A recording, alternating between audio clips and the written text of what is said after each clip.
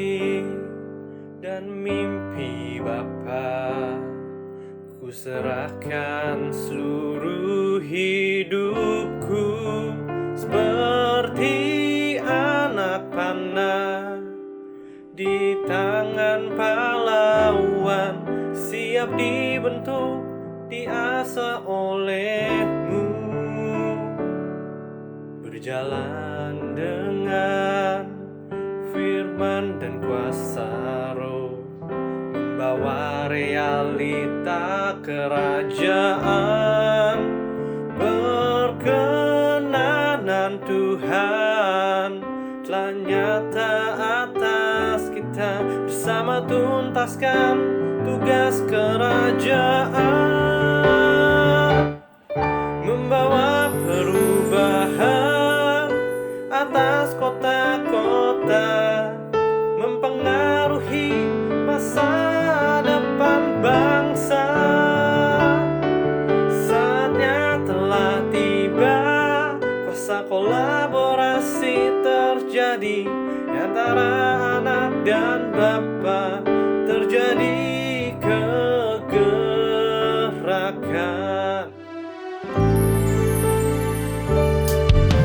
Terima visi dan mimpi Bapa, ku serahkan seluruh hidupku seperti anak panah di tangan pahlawan, siap dibentuk, diasah olehmu,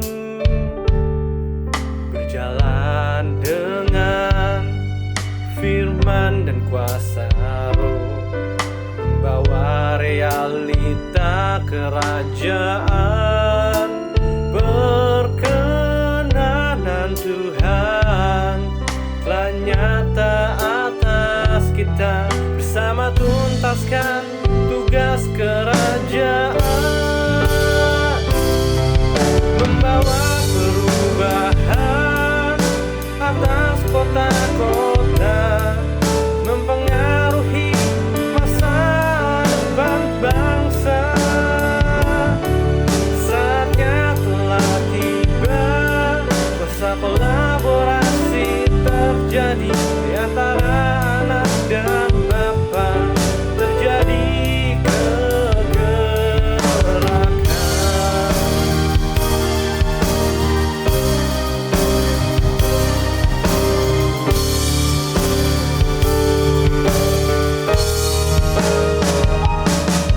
Membawa perubahan atas kota-kota, mempengaruhi masa depan bangsa. Saatnya telah tiba, masa kolaborasi terjadi antara anak dan Bapa, terjadi kegerakan, biar kemuliaan Tuhan nyata atas dunia, terdengar pujian dari setiap rumah.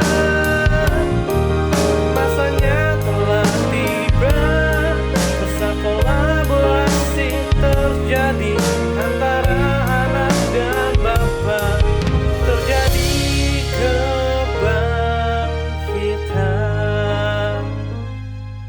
Masanya telah tiba, kuasa kolaborasi terjadi antara anak dan Bapa, terjadi kebangkitan.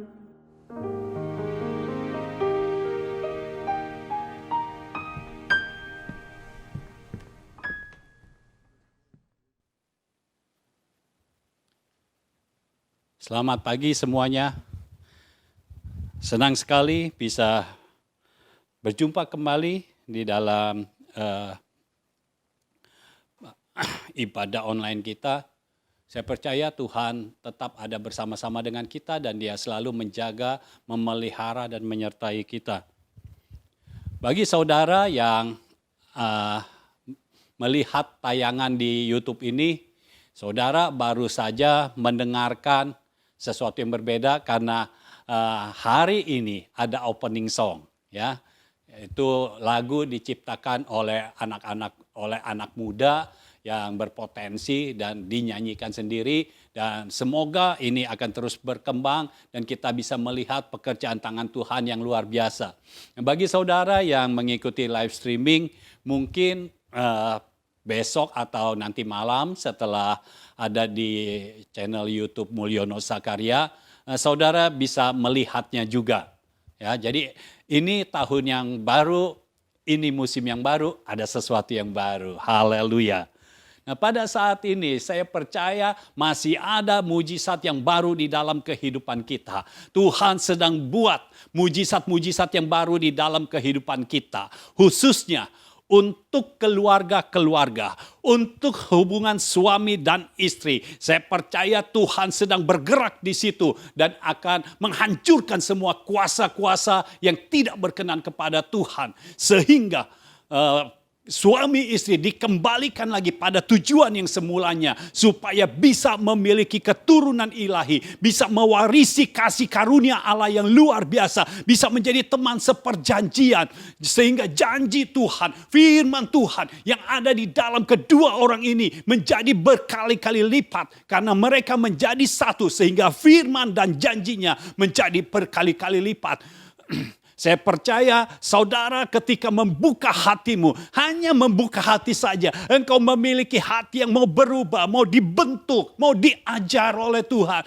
Maka Tuhan akan bekerja di dalam hidupmu dan sesuatu yang besar akan terjadi di dalam hidupmu. Ada mujizat yang baru di dalam rumahmu, ada mujizat yang baru di tengah-tengah hubunganmu, ada mujizat yang baru dimanapun engkau berada. Karena Tuhan mau tahun ini menjadi tahun penggenapan janji, tahun ini menjadi tahun penggenapan firman. Itu sebabnya saudara harapkan mujizat-mujizat yang baru itu ada di dalam hidup kita.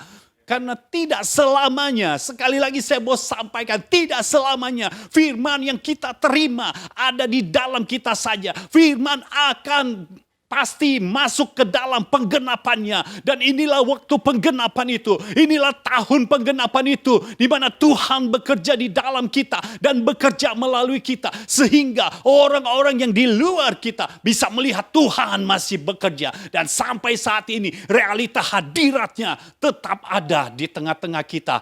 Haleluya.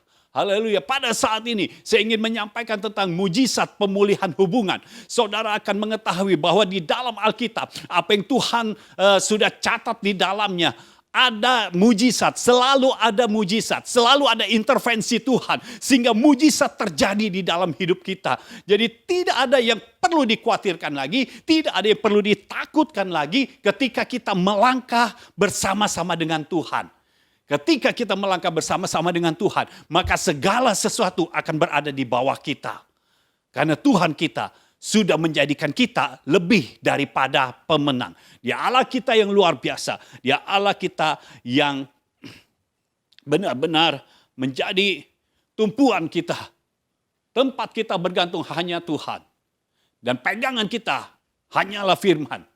Kalau saudara melakukan itu cukup. Untuk saudara bisa hidup, bukan hanya bertahan hidup, tetapi saudara berdampak bagi kota dan bangsa. Dengan saudara bergantung kepada Allah dan berpegang kepada firman-Nya, itu cukup. Itu cukup. Kita akan melihat dari apa yang kita bahas hari ini, bahwa dengan bergantung kepada Allah dan berpegang kepada firman-Nya, itu cukup. Pada saat ini saya ingin menceritakan tentang kisah Esau dan Yakub. Ini adalah saudara kembar, saudara. Saudara kembar yang seharusnya sangat dekat.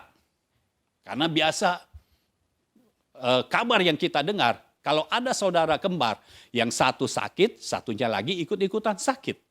Ya bisa kita bayangkan, imajinasikan waktu mereka masih baby, ya, lalu anak kecil, anak-anak, mereka dipakaikan baju yang sama karena saudara kembar. Biasanya begitu. Kalau yang satu diberikan mainan, satu lagi tidak diberikan mainan, yang satu bisa nangis. Ya, jadi saudara kembar harusnya begitu dekat dan punya insting yang lebih kuat satu sama lainnya. Ya. Tetapi kita melihat dalam kehidupan Esau dan Yakub, ternyata di masa tua mereka ya tidak begitu. Ya. Ketika Ishak ayahnya mulai masuk masa tuanya, ada masalah antara Esau dan Yakub. Dan ini masalahnya bukan kecil, ini masalah besar. Nah, masalahnya apa? Kita buka Kejadian 27 ayat 41. Kejadian 27 ayat 41. Esau menaruh dendam kepada Yakub karena berkat yang telah diberikan oleh ayahnya kepadanya.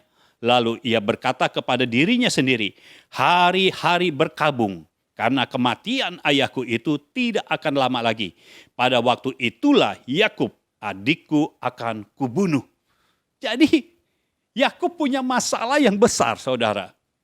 Dia punya masalah kakaknya, saudara kembarnya yang selisih lahirnya itu hanya beberapa detik atau beberapa menit, itu menaruh dendam kepadanya. Nah, kenapa Esau bisa menaruh dendam yang sedemikian besar kepada Yakub sampai Esau mau membunuh Yakub? Nah, kita lihat di dalam ayat yang ke-35. Dari Kejadian 27 ayat 35. Jawab ayahnya, adikmu telah datang dengan tipu daya dan telah merampas berkat yang untukmu itu. Kata Esau, bukankah tepat namanya Yakub? Karena ia telah 2 kali menipu aku. Hak kesulunganku telah dirampasnya dan sekarang dirampasnya pula berkat yang untukku. Lalu katanya, apakah Bapak tidak mempunyai berkat lain bagiku? Jadi saudara, ceritanya bagi saudara yang mungkin belum sempat membaca cerita ini, jadi saya ceritakan sedikit. Ceritanya Esau ini adalah seorang pemburu. Jadi dia suka memburu binatang-binatang dan binatang buruannya itu nanti bisa dimasak, diolah dan Ishak suka makan binatang buruan itu. Tapi Yakub agak beda. Makanya Esau kulitnya agak kasar karena sering di luar, ya, sering di hutan memburu binatang. Tapi Yakub anaknya tinggal di dalam rumah. Jadi beda kulitnya. Yakub agak licin, Esau agak kasar. Ya. Lalu kemudian ketika Esau pulang dari berburu, Yakub lagi masak. Ya, anak rumahan jadi dia masak. Dia masak bubur kacang merah. Nah, waktu dia masak bubur kacang merah, Esau waktu pulang capek, letih, dia cium bau wanginya bubur kacang merah itu, dia langsung berselera. Jadi dia minta kepada Yakub, tapi Yakub berkata, boleh aku berikan, tapi engkau harus memberikan hak kesulunganmu kepadaku. Waktu itu Esau tidak berpikir bahwa hak kesulungan itu penting. Itu sebabnya dia langsung, ya udah, hak kesulungan buat apa juga? Ya cuma hak doang, ya udah nggak apa. Sekarang yang lebih penting bubur kacang merah. Ini udah di depan mata, wanginya itu bisa membuat, aduh makin lapar aja. Ya setelah bekerja sedemikian berat, karena memburu binatang itu bukannya diam saja, kadang harus lari-lari juga. Ya apalagi kalau rusa yang dipanah atau ditombak, itu ikut lari-larian juga. Jadi berat. Apalagi di hutan, medannya berat. Jadi Esau begitu pulang, dia merasa yang paling penting saat ini adalah bubur kacang merahnya Yakub. Hak kesulungan tidak dipikirkan. Jadi dia makan bubur kacang merah itu, dan buat Esau, toh hak kesulungan itu cuma bilang, ya udah buat kamu. Tidak ada ayah dan ibunya. Dia cuma bilang aja, ya udah itu buat kamu, hak kesulungan. Dia setuju. Tapi kemudian setelah itu, inilah cikal bakalnya masalahnya terjadi. Kenapa Esau bisa ditipu oleh Yakub? Karena Esau tidak waspada. Dia berikan hak kesulungan. Nah saudara dengar, engkau sebagai orang-orang benarnya Tuhan, engkau sebagai orang percaya Tuhan, engkau yang masuk di dalam pola pembapaan yang sudah ditentukan oleh Tuhan, maka engkau adalah anak-anak sulung. Jadi di dalam pola pembapaan, semua anak yang menjadi anak penghiburan, yang menjadi anak kebanggaan bagi bapa rohaninya, semuanya adalah anak sulung. Perhatikan, jadi tidak ada anak bungsu di dalam pola pembapaan. Semua anak sulung artinya apa? Anak sulung selalu punya porsi 2 kali lipat daripada anak-anak lainnya. Ya, kalau saudara mengerti hukum warisan, maka saudara tahu anak sulung selalu dapat 2 kali lipat lebih banyak daripada yang lainnya. Ya, itu sebabnya saudara orang-orang benar, orang-orang percaya, dan engkau sudah masuk di dalam pola pembapaan, pastikan engkau tidak menjual hak kesulunganmu. Hak warismu yang double portion itu jangan dijual kepada siapapun juga. Jangan digadaikan hanya demi semangkuk makanan. Hanya demi sepiring makanan. Ya, hanya demi mengisi perut yang sesaat saja kenyang lalu nantinya akan lapar lagi. Jadi saudara perhatikan mana yang lebih penting, mana yang tidak. Nah, masalah Esau, dia berpikir hak kesulungan ya sudah hak kesulungan. Dia tidak tahu bahwa hak kesulungan itu berhubungan erat dengan berkat. Ya, itu sebabnya ayat 36 Esau berkata, bukankah tepat namanya Yakub karena ia telah 2 kali menipu aku. Hak kesulunganku telah dirampasnya. Ya, jadi dia anggap ada 2. Pertama hak kesulungan dirampas dan sekarang dirampasnya pula berkat yang untukku. Nah, Esau tidak tahu bahwa hak kesulungan dan berkat tidak bisa dipisahkan. Jadi bukan 2 kali ditipu, sekali aja. Yang lainnya adalah akibat dari Esau menjual hak kesulungannya. Kalau Esau tidak menjual hak kesulungannya, maka saya percaya Tuhan akan intervensi di dalam kehidupan Esau. Sehingga Yakub tidak bisa menipu. Sehingga berkat yang untuk Esau tetap untuk Esau. Tetapi karena dia menganggap remeh hak kesulungan. Dengan saudara, kalau Tuhan sudah memberikan engkau hak kesulungan, hak sebagai anak sulung, artinya itu sesuatu yang sangat penting dan sangat berarti untuk hidupmu. Pertahankan baik-baik. Jadi kalau engkau menjadi anak rohani dari seorang bapa rohani yang diutus oleh Tuhan, yang terkoneksi dengan sorga, maka engkau adalah anak sulung. Engkau memperoleh double portion. Warisanmu bukan 1 kali tapi 2 kali. Dan hak yang engkau miliki ini, hak waris yang engkau miliki ini berhubungan dengan berkat pada masa engkau hidup sekarang ini dan pada masa yang akan datang. Pada masa depanmu. Nah, Esau tidak mengerti akan hal ini. Dia pikir ini beda. Tetapi karena dia menjual hak kesulungannya, terjadilah berkat yang seharusnya Ishak berikan untuk Esau, diberikan kepada Yakub. Ya, karena sudah dijual hak kesulungan di dalam roh, mungkin secara fisik tidak kelihatan, tetapi di dalam roh hak kesulungan sudah berpindah kepada Yakub. Sehingga seluruh alam semua mau mewujudkan apa yang sudah terjadi ini. Sehingga ketika Ishak berkata kepada Esau, berburu binatang, olah bagiku binatang buruan itu, biar aku makan dan aku akan memberkati engkau. Ya. Karena Esau sudah menjual hak kesulungannya, sudah memberikan hak kesulungannya kepada Yakub. Jadi istri Ishak, Ribka, diizinkan untuk mendengar apa yang Ishak katakan. Oh, saya percaya kalau Esau mempertahankan hak kesulungannya, pada saat Ishak berkata kepada Esau, pergi berburu dan binatang buruanmu engkau olah, masak, berikan kepadaku, aku makan, setelah aku makan aku akan memberkati engkau. Saya percaya saat itu Ribka tidak akan ada di situ. Mungkin Ribka akan ada di tempat mana sehingga tidak mendengar. Berkat untuk Esau tidak akan beralih kepada Yakub. Dan seandainya Ribka tetap di situ. Saya percaya Tuhan akan membuat Ribka tidak punya rencana cadangan yang lain. Karena apa yang harus terjadi, pasti terjadi di dalam nama Yesus. Segala sesuatu yang harus terjadi di dalam hidupmu, pasti terjadi di dalam nama Yesus. Pada tahun ini, segala sesuatu yang harus terjadi, terjadilah.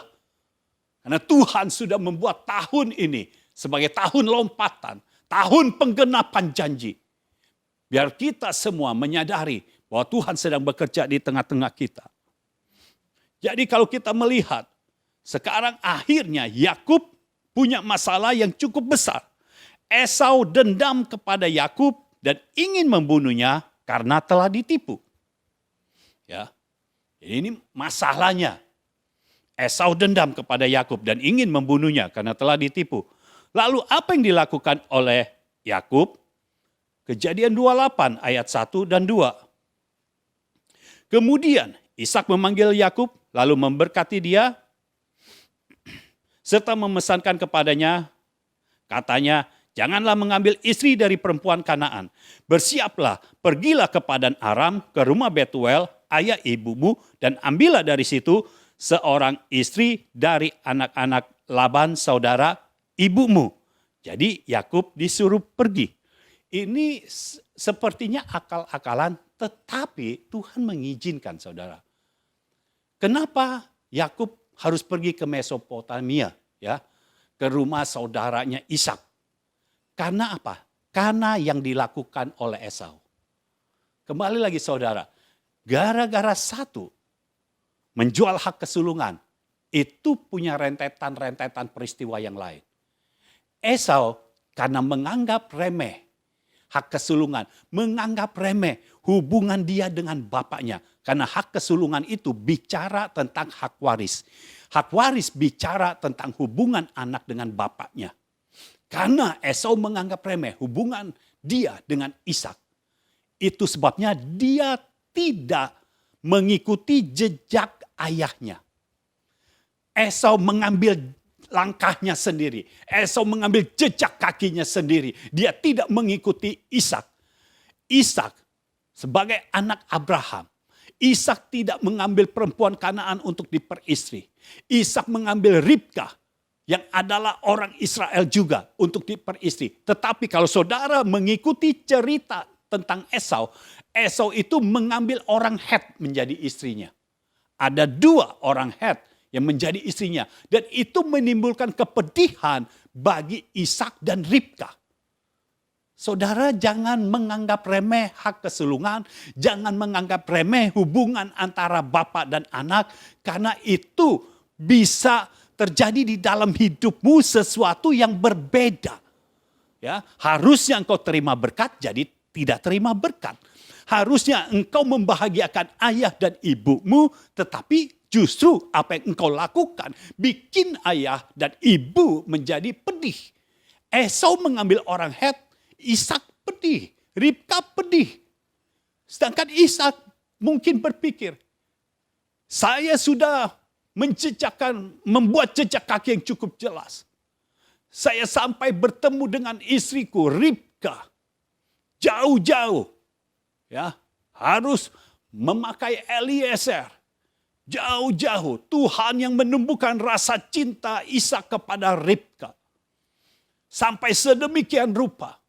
Ishak memilih istri supaya istrinya menjadi seperjanjian, memiliki hak waris yang sama dengannya. Tetapi Esau tidak mengikuti jejak kaki ayahnya. Jejak kaki bapaknya tidak diikuti. Dia mengambil orang Het. Sehingga ayah dan ibunya menjadi pedih. Itu sebabnya.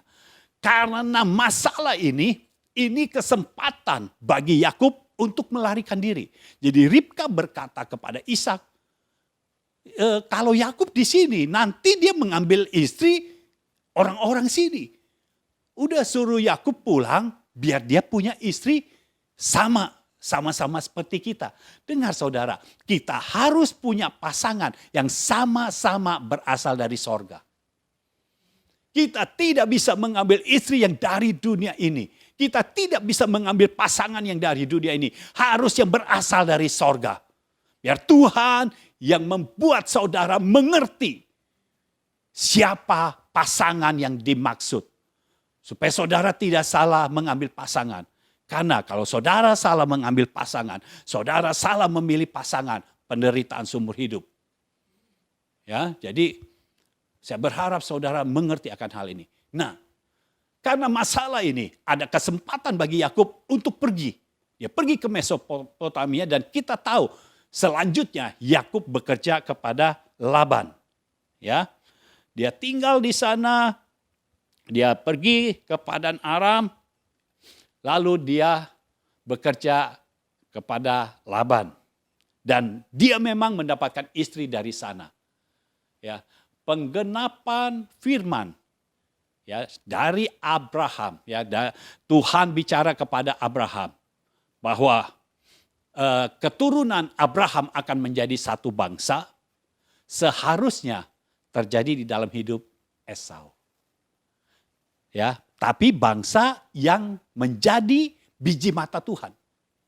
Esau punya bangsa sendiri, tapi bukan biji mata Tuhan. Yakub, karena dia mengambil istri dari orang Israel, dari DNA yang sama, maka janji Tuhan kepada Abraham turunnya kepada Yakub. Bukankah seharusnya kepada Esau karena anak sulung? Tetapi tidak jadinya kepada Yakub. Lalu sekarang yang kita mau bahas adalah karena Yakub takut, tiba satu kali Yakub mau pulang. Ya, pulang ke rumah ayah ibunya, ke rumah bapaknya. Nah, kalau pulang artinya bisa ketemu dengan Esau. Sedangkan ingat, Esau sudah mendendam. Dia sudah menunggu di hari-hari perkabungan bapaknya. Ketika meninggal, dia akan membunuh Yakub. Tetapi karena Tuhan mengetahui hal ini, Ishak menyuruh Yakub pergi ke Padan Aram, mencari istri di sana. Ya, sehingga setelah Ishak meninggal, Yakub langsung pergi. Tidak ada kesempatan bagi Esau untuk membunuh Yakub. Dengar saudara, kalau engkau punya hak kesulungan, engkau punya hak waris, tidak mudah bagi seseorang untuk membunuhmu, tidak mudah bagi seseorang untuk menganiayamu, tidak mudah bagi seseorang untuk membuat engkau susah. Tidak mudah, karena Tuhan bekerja. Lalu sekarang kita lihat apa yang dilakukan oleh Yakub ketika dia mau berjumpa dengan Esau. Kejadian 32 ayat 3 sampai 5. Kejadian 32 ayat 3 sampai 5.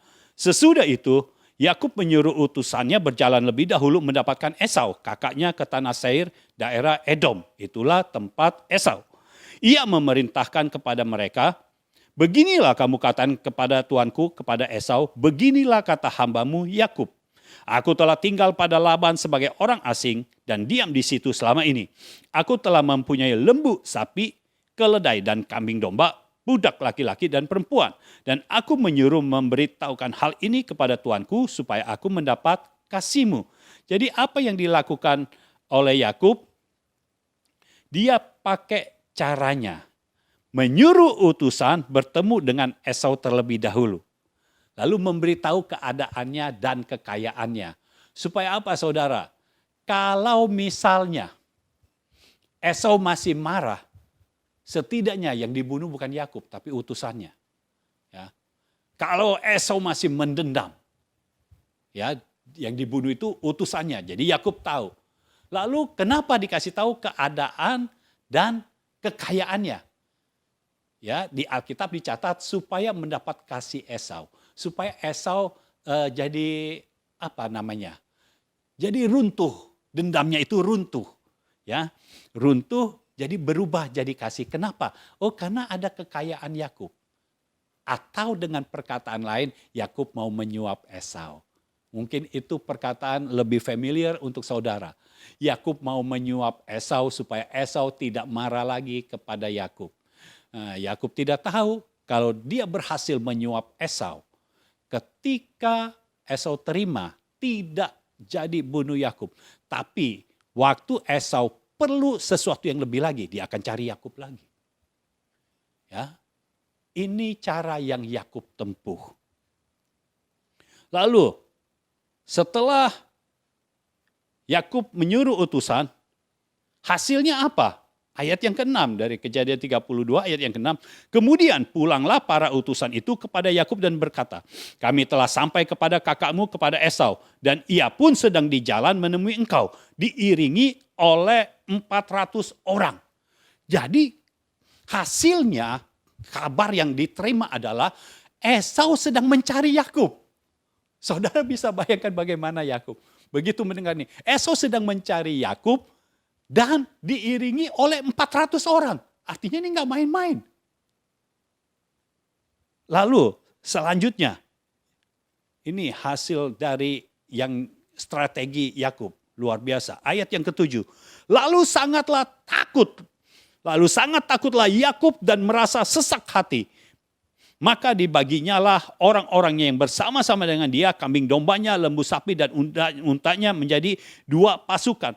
Jadi saudara, kabar dari utusannya Esau sedang ada di jalan untuk menemui Yakub. Saya yakin utusannya ini sudah takut juga. Karena dia pasti dengar dari Yakub, cari tahu tentang Esau, apakah dia masih dendam atau tidak. Jadi mereka takut. Esau kayaknya sih belum berkata apa-apa, cuma bilang, saya mau cari Yakub. Pasti dibilang, oh ya mana Yakub gitu. Tapi utusan dari Yakub itu menyampaikan kabar bahwa Esau sedang mencari Yakub. Esau sedang mencari Yakub dan Esau diiringi oleh 400 orang. Nah, artinya di dalam pikiran Yakub, dia mulai terpengaruh oleh situasi yang ada, oleh fakta yang ada, oleh kabar yang bukan berasal dari sorga, tetapi kabar dari fakta. Saudara harus tahu, kabar dari fakta seringkali membuat kita takut. Tetapi kabar dari sorga itu selalu memberikan kita harapan. Dan harapan ini akan segera menjadi kenyataan. Dengan cara Yakub, dia pakai utusan. Hasilnya, Yakub bertambah takut. Dan sekarang tambah sesak lagi. Kalau orang takut, jadi sesak saudara. Napasnya berkurang banyak. Karena takut. Itu sebabnya Tuhan berkata, aku tidak pernah memberikan engkau roh ketakutan. Karena Tuhan tahu, kalau orang takut, maka oksigennya berkurang. Itu sebabnya Tuhan tidak pernah memberikan roh ketakutan. Supaya kita tidak sesak. Pada saat kita sukacita, kita tidak akan merasakan sesak. Karena kita tidak takut. Lalu selanjutnya, rencana Yakub. Ya, setelah mengutus utusan, sekarang rencana Yakub di pasal 32 ayat yang ke-7 dan 8, dia bagi 2 pasukan. Ya, dia bagi 2 pasukan supaya apa? Supaya kalau pasukan yang di depan kalah, pasukan yang lain selamat. Jadi dia bagi 2 pasukan. Jadi Yakub mulai merencanakan strategi-strateginya. Lalu yang kedua, strateginya apa? Kita lihat ayat yang ke-13 sampai 15. Lalu bermalamlah ia di sana pada malam itu. Kemudian diambilnyalah dari apa yang ada padanya suatu persembahan untuk Esau kakaknya, yaitu 200 kambing betina dan 20 kambing jantan, 200 domba betina dan 20 domba jantan, 30 unta yang sedang menyusui beserta anak-anaknya, 40 lembu betina dan 10 lembu jantan, 20 keledai betina dan 10 keledai jantan. Saudara perhatikan, yang dilakukan oleh Yakub tetap sama. Mau memberi sebagian kekayaannya kepada Esau. Dalam arti kata menyuap. Ini banyak saudara. Kalau lihat, ini banyak sekali. 200 kambing betina. Itu banyak saudara, 200 kambing betina. Plus 20 kambing jantan. Sudah 220. Lalu 200 domba betina. Dan 20 domba jantan. Banyak sekali, 440 binatang. 30 unta. 30 unta. Unta binatang yang besar. Diberikan 30. Dan untanya sedang menyusui beserta anak-anaknya. Saya tidak tahu satu unta itu ada berapa anaknya. Tetapi ini rombongan yang besar sekali. Ini kekayaan yang besar sekali yang diberikan Yakub kepada Esau. Wah, kalau Esau jadi seorang koruptor, wah ini pasti diambil saudara. Banyak sekali ini. Lalu nggak cukup sampai di unta. Ada juga 40 lembu betina. Dan 10 lembu jantan. 20 keledai betina. Dan 10 keledai jantan. Banyak sekali. Karena Yakub memang sudah menjadi kaya. Karena Tuhan yang menjadikan Yakub kaya. Tetapi saudara tahu hasilnya.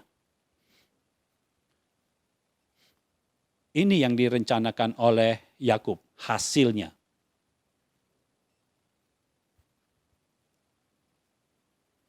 Ayat 20, Kejadian 32 ayat 20. Dan kamu harus mengatakan juga, jadi ini pasukan yang di depan yang disuruh oleh Yakub.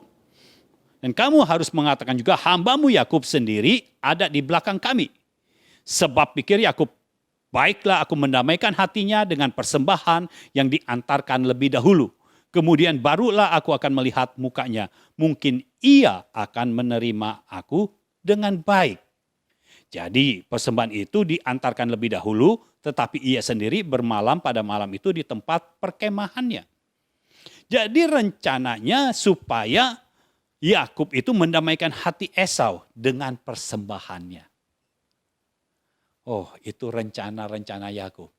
Dan kita tahu, Yakub tambah takut dan tambah sesak hati.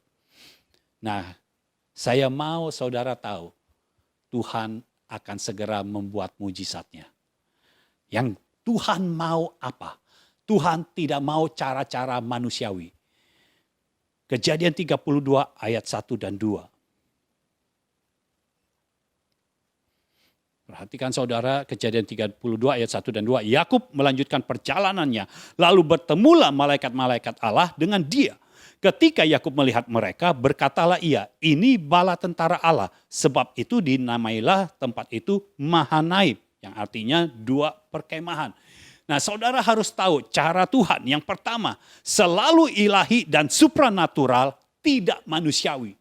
Jadi saudara jangan pernah memakai cara manusiawi untuk mendapatkan hal-hal yang ilahi dan supranatural. Tidak akan bisa. Hal-hal ilahi dan supranatural akan terjadi di dalam hidup kita pada saat kita pakai cara Tuhan, yaitu secara ilahi dan supranatural. Ini cara Tuhan. Makanya Tuhan sudah menampakkan diri ya melalui malaikat-malaikat.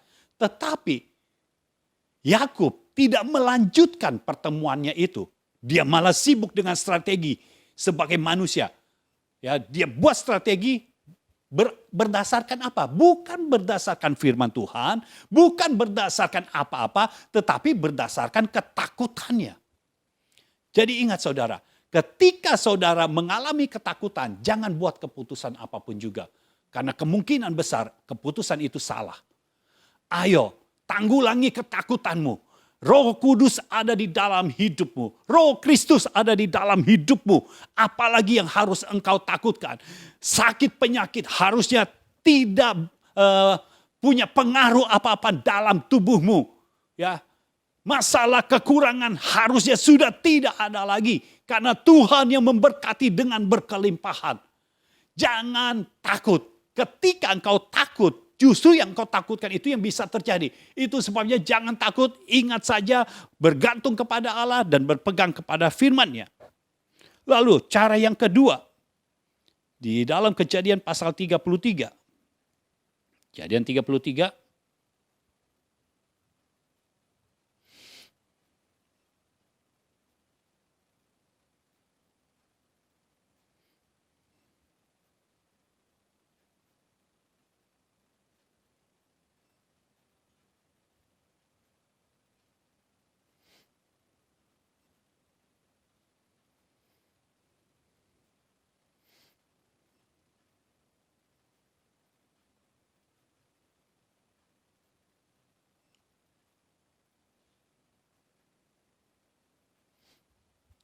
Kejadian 32, saudara, saya salah catat. Jadi Kejadian 32. Ayat 24. Lalu, tinggallah Yakub seorang diri, dan seorang laki-laki bergulat dengan dia sampai fajar menyingsing. Yakub tinggal seorang diri karena yang lain semua pasukannya sudah disuruh jalan dulu, Yakub yang paling belakang. Ayat 25, ketika orang itu melihat bahwa ia tidak dapat mengalahkannya, ia memukul sendi pangkal paha Yakub sehingga sendi pangkal paha itu terpelecok. Ketika ia bergulat dengan orang itu, lalu kata orang itu, biarkanlah aku pergi karena fajar telah menyingsing. Sahut Yakub, aku tidak akan membiarkan engkau pergi jika engkau tidak memberkati aku. Bertanyalah orang itu kepadanya, siapakah namamu? Sahutnya, Yakub. Lalu kata orang itu, namamu tidak akan disebutkan lagi Yakub, tetapi Israel. Sebab engkau telah bergumul melawan Allah dan manusia, dan engkau menang. Bertanyalah Yakub, katakanlah juga namamu. Tetapi sahutnya, mengapa engkau menanyakan namaku? Lalu diberkatinya lah Yakub di situ. Yakub menamai tempat itu Peniel. Sebab katanya, aku telah melihat Allah berhadapan muka, tetapi nyawaku tertolong. Lalu tampaklah kepadanya matahari terbit ketika ia telah melewati Peniel. Dan Yakub pincang karena pangkal pahanya. Itulah sebabnya sampai sekarang orang Israel tidak memakan daging yang menutupi sendi pangkal paha. Karena dia telah memukul sendi pangkal paha Yakub pada otot pangkal pahanya. Jadi saudara, yang kedua yang Tuhan mau kita lakukan adalah bergumul sampai berjumpa dengan Tuhan. Bukan bergumul dengan masalah dan ketakutan. Ayo, kalau engkau punya masalah, engkau punya ketakutan, bergumul dengan Tuhan. Berdoa, bergumul sampai engkau menang, sampai ketakutan pergi. Bergumul sampai menang. Ini yang dilakukan oleh Tuhan. Tuhan datang dalam hidup Yakub dan Yakub bergumul dan Tuhan membiarkan Yakub menang. Kenapa? Supaya Yakub tidak hidup dalam ketakutan lagi. Supaya Yakub tidak bergumul dengan masalah dan ketakutan lagi, tetapi dia bergumul dengan firman. Dia bergumul di dalam doa. Bergumullah kalau engkau sedang ada dalam ketakutan. Jangan mendengarkan semua fakta yang ada. Justru seharusnya engkau banyak mendengarkan firman. Jangan dengarkan fakta yang ada. Ayo bergumul dengan firman. Sampai firman benar-benar menyatu dengan hidupmu. Sehingga tidak ada satupun yang bisa membuat engkau takut lagi. Ya. Dia langsung katakan ini adalah Peniel. Peniel itu adalah wajah Allah. Ya, dia katakan, aku telah melihat wajah muka dengan muka, wajah Allah. Jadi bergumul sampai kita berjumpa dengan Tuhan muka dengan muka. Bergumul di dalam doa sampai Tuhan menerangi engkau. Bergumul di dalam doa, bergumul dengan firman yang engkau dapatkan, yang engkau terima, bergumul. Bergumul di situ, bukan bergumul dengan masalahmu, bukan bergumul dengan ketakutanmu. Karena seringkali ketika engkau bergumul dengan masalah, justru masalah yang menang. engkau bergumul dengan ketakutan, ketakutan yang menang. Engkau jadi tambah berat masalahnya, jadi tambah takut. Itu sebabnya Tuhan memberikan cara yang baru. Bergumul dengan firman, sampai engkau memenangkan pertempuran itu. Sampai engkau memenangkan pergumulan itu. Firman tertanam kuat di dalam hati dan kehidupanmu. Pada saat itulah engkau menang. Ketika engkau akhirnya berkata bahwa segala sesuatu ada di dalam tangan Tuhan. Kedaulatan Tuhan akan membuat segala sesuatu terjadi sesuai dengan firman-Nya. Ketika engkau tahu seperti itu, maka segala masalah, segala ketakutan bisa sirna. Ini cara Tuhan, saudara.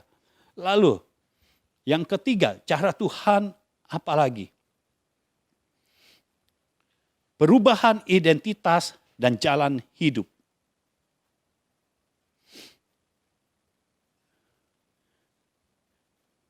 Kejadian 32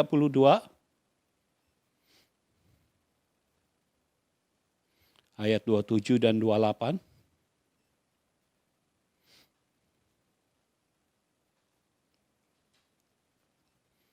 Bertanyalah orang itu kepadanya, siapakah namamu? Sahutnya, Yakub.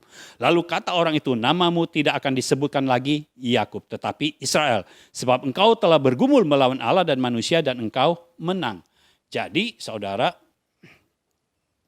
Tuhan mau ada perubahan identitas. Yakub artinya penipu atau pendusta. Lalu Tuhan berkata, namamu bukan lagi Yakub, tapi Israel. Israel itu adalah pahlawan Allah atau pangeran Allah. Jadi ada perubahan identitas. Ketika saudara ada masalah, saudara ada ketakutan, jangan engkau malah bergumulnya dengan masalah dan ketakutanmu itu terus. Mulai engkau bergumul dengan firman dan bergantung kepada Tuhan. Ketika engkau bergumul dan bergantung kepada Tuhan, maka Tuhan memberikan identitas yang baru. Yang lama sudah berlalu. Saudara mungkin pikir tidak ada hubungannya. Nama Yakub diganti Israel dengan marahnya Esau. Saudara tidak tahu, ketika Tuhan bekerja di dalam hidup kita, maka segala sesuatu yang di luar kita akan menyesuaikan diri. Ketika identitas Yakub berubah, maka penipu itu sudah tidak ada lagi. Pendusta itu sudah tidak ada lagi. Saudara tahu, kalau namanya masih Yakub, Yakub masih jadi penipu, Yakub masih jadi pendusta. Dan kita tahu siapa bapak segala dusta. Itu adalah iblis. Itu sebabnya diambil Yakub dari cengkraman iblis. Dari cengkraman musuh. Lalu dibawa menjadi pahlawan Allah. Dibawa kepada Allah. Menjadi Israel pahlawan Allah atau pangeran Allah. Ketika terjadi perubahan identitas. Saudara harus tahu. Ada dua hal yang terjadi. Ketika terjadi perubahan identitas. Yang pertama, langkah Yakub berubah. Lihat ayat 25. Ayat 25, ketika orang itu melihat bahwa ia tidak dapat mengalahkannya, ia memukul sendi pangkal paha Yakub sehingga sendi pangkal paha itu terplecok ketika ia bergulat dengan orang itu. Jadi ketika Yakub bergulat, Tuhan pukul sendi pangkal paha Yakub. Jadi terplecok. Nah, ini membuat ayat yang ke-31 membuat Yakub berbeda. Lalu tampaklah kepadanya matahari terbit ketika ia telah melewati Peniel. Dan Yakub pincang karena pangkal pahanya. Yakub pincang. Jalan hidupnya mengalami perubahan. Jadi ketika identitas saudara berubah, engkau tidak berada di bawah cengkraman dunia ini lagi. Engkau tidak berada di bawah cengkraman fakta, tapi engkau berada di bawah cengkraman Roh Kudus, engkau berada di bawah cengkraman Tuhan sendiri, maka bukan hanya identitasmu saja yang berubah, tetapi langkah-langkahmu mengalami perubahan. Sehingga ketika orang melihat, ini jalannya bukan Yakub nih. Ini bukan Yakub. Kenapa? Yakub sudah tidak ada. Tetapi di samping itu, saya percaya ada hal lain yang terjadi. Ketika Yakub berubah menjadi Israel, maka Esau, dalam kehidupan Esau, dalam hati Esau, dia mulai merasakan Yakub sudah tidak ada. Penipu sudah tidak ada. Pendusta sudah tidak ada. Karena ketika Tuhan bekerja di dalam kehidupan orang-orang benar, maka semua yang di luar orang benar itu harus menyesuaikan diri. Itulah yang terjadi di dalam kehidupan Esau. Dan saya percaya pada saat terjadi perubahan identitas di dalam hidup Yakub, yang di luar Yakub mengalami perubahan. Kalau saudara mau menang atas masalah dan ketakutanmu, ayo ubah identitasmu sesuai dengan identitas yang Tuhan berikan. Ubah cara-caramu. Jangan seperti Yakub pakai cara manusiawi, ayo pakai cara Tuhan. Saya percaya ketika engkau memakai cara Tuhan, maka segala sesuatu yang di dunia ini, semua masalah, semua ketakutan akan pergi. Karena Tuhan yang ada di dalam hidupmu. Ya Allah yang luar biasa. Haleluya. Cara Tuhan yang keempat. Fokus kepada Tuhan dan firman-Nya, bukan kepada fakta dan masalahnya. Fokus kepada Tuhan dan firman-Nya, bukan kepada fakta dan masalahnya. Kalau kita lihat di dalam Kejadian 28,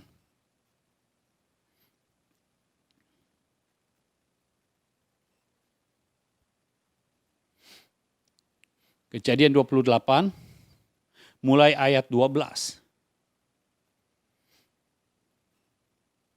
Ini masih tentang Yakub.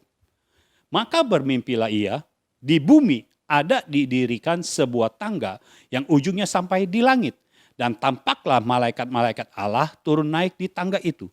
Berdirilah Tuhan di sampingnya dan berfirman, Akulah Tuhan, Allah Abraham nenekmu, dan Allah Ishak. Tanah tempat engkau berbaring ini akan kuberikan kepadamu dan kepada keturunanmu. Keturunanmu akan menjadi seperti debu tanah banyaknya, dan engkau akan mengembang ke sebelah timur, barat, utara, dan selatan. Dan olehmu serta keturunanmu semua kaum di muka bumi akan mendapat berkat. Sesungguhnya aku menyertai engkau dan aku akan melindungi engkau kemanapun engkau pergi. Dan aku akan membawa engkau kembali ke negeri ini sebab aku tidak akan meninggalkan engkau melainkan tetap melakukan apa yang kujanjikan kepadamu. Jadi saudara perhatikan, seharusnya Yakub fokus kepada Tuhan dan firman-Nya. Itu firman untuk Yakub. Jangan kepada fakta dan masalahnya. Kalau Yakub berfokus kepada firman Tuhan, maka ketakutan tidak akan ada. Karena Tuhan sudah jelas berkata, ayat 15, sesungguhnya aku menyertai engkau dan aku akan melindungi engkau. Kemanapun engkau pergi, artinya yang menjadi jaminan untuk perlindungan Yakub adalah Tuhan sendiri.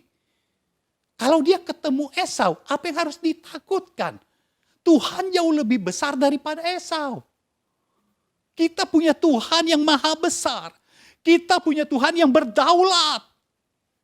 Kita punya Tuhan yang mau melindungi kita. Firman-Nya sudah datang. Sesungguhnya aku menyertai engkau. Dan aku akan melindungi engkau kemanapun engkau pergi. Dan aku akan membawa engkau kembali ke negeri ini. Sebab aku tidak akan meninggalkan engkau. Melainkan tetap melakukan apa yang kujanjikan kepadamu. Dan saya merasakan di dalam roh. Ayat ini akan terjadi di dalam hidup kita. Ayat ini sebagai nubuatan yang akan jadi di dalam hidup kita juga. Bukan hanya dalam hidup Yakub, tetapi juga di dalam hidup kita. Itu sebabnya saat ini aku menubuatkan untuk engkau sekalian yang melihat tayangan ini. Yang sedang ikut live streaming. Dimanapun engkau berada, aku menubuatkan ayat ini akan menjadi kenyataan di dalam hidupmu. Sesungguhnya Tuhan menyertai engkau dan Tuhan akan melindungi engkau kemanapun engkau pergi. Dan Tuhan akan membawa engkau kembali ke negeri di mana Tuhan mau engkau berada. Sebab Tuhan tidak akan meninggalkan engkau, melainkan tetap melakukan apa yang Tuhan janjikan kepadamu. Semua firman, semua janji yang Tuhan berikan kepadamu akan digenapi Tuhan, akan dilakukan oleh Tuhan di dalam hidupmu. Haleluya. Jadi itu jadi pegangan saudara. Kita lihat hasil dari cara Tuhan. Kejadian 33 ayat yang keempat.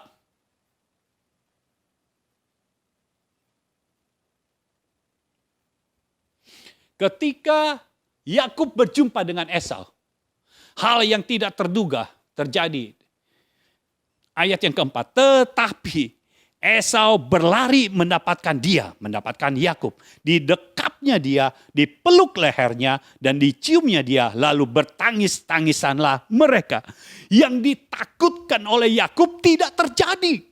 Justru Esau yang berlari mendapatkan Yakub. Dia tidak berlari bersama dengan 400 orang yang mengiringnya, tapi dia berlari sendiri mendapatkan Yakub, lalu dia memeluk Yakub. Kenapa? Karena Yakub, penipu, pendusta sudah tidak ada di dunia. Yang ada adalah Israel, pahlawan Allah, pangeran Allah. Itu sebabnya di dalam hidup Esau sudah tidak ada lagi Yakub. Yang ada adalah Israel, karena ini pahlawan Allah. Esau datang memeluk dia, mulai bertangis-tangisan, mencium dia sebagai saudara kembar. Oh, haleluya. Ini yang dulu belum pernah terjadi. Tetapi justru di masa-masa Yakub begitu ketakutan, justru di masa yang paling pelik itu Tuhan bekerja. Dan saat itu sesuatu yang indah terjadi. Oh, saya percaya ketika saudara benar-benar mau memakai cara Tuhan, saudara tidak perlu strategi dari dunia ini. Tidak perlu buat strategi apapun juga. Saya berharap strategi saudara hanya Tuhan dan rencananya serta firman-Nya. Engkau hanya punya strategi bergantung kepada Allah dan berpegang kepada firman-Nya, maka itu cukup. Saya percaya segala sesuatu akan terjadi. Esau yang begitu diliputi dendam. Kalau saudara tahu Esau orang yang kasar. Esau menjadi pendendam. Itu sangat manusiawi. Tetapi yang manusiawi akan kalah dengan yang ilahi. Itu sebabnya saudara, khususnya saudara yang sedang berumah tangga, yang suamimu atau istrimu berbeda pandangan, berbeda keyakinan dengan engkau. Saat ini aku deklarasikan di dalam nama Yesus, Tuhan bekerja di dalam hidup pasanganmu, sehingga pasanganmu mengalami perubahan. Dia memiliki kasih yang berasal dari Tuhan. Pertobatan terjadi saat ini di dalam nama Yesus. Terjadi dan mengubah hatinya, sehingga dia percaya kepada Tuhan. Mulai mau mengikuti Tuhan. Ada perubahan besar yang terjadi. Engkau tidak bisa mengubahkan pasanganmu, tetapi Tuhan bisa mengubahkan pasanganmu di dalam keluargamu. Siapapun yang kau merasa ini tidak bisa diubahkan, kembali engkau bergumul kepada Allah, engkau bergumul dengan firman-Nya, dan ketika ada identitas yang baru terjadi di dalam hidupmu, langkah-langkahmu berbeda. Engkau tidak mengikuti cara dunia ini lagi, tetapi kau mengikuti cara Tuhan. Saya percaya orang-orang yang kau rasa ini sulit untuk berubah, Tuhan akan ubahkan. Ketika Tuhan ubahkan, tidak ada satupun yang tidak berubah. Semua pasti berubah. Sama seperti ketika engkau merasa kekurangan, ketika engkau bergumul dengan Tuhan dan firman-Nya, maka kekurangan akan pergi. Kenapa? Karena Tuhan yang maha kaya itu, yang maha mulia itu akan memberikan kelimpahan di dalam hidupmu. Dan Dia tidak akan memberikan kekurangan. Dia tidak akan memberikan sakit penyakit. Saya percaya kesehatan ilahi juga sedang diulurkan, sedang dicurahkan di dalam hidupmu. Ada kesembuhan ilahi yang akan terjadi saat ini di dalam hidupmu. Terimalah sebagai orang-orang benarnya Tuhan. Terimalah sebagai ahli waris sorga.